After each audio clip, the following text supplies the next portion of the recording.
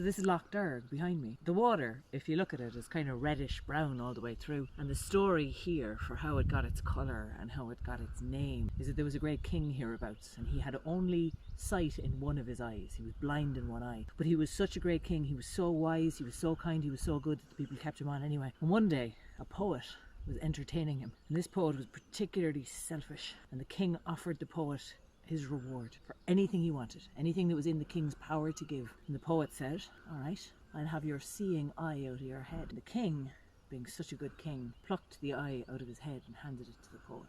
And when the blood ran out, and his servant brought him water to wash it with, and that water stained the waters here red as blood. But the act of the king, by giving the poet his due, even when it was far more than he should have, the other world recognised it as the mark of a great king, and so sight was restored to both of his eyes. Well, that's how the story goes anyway.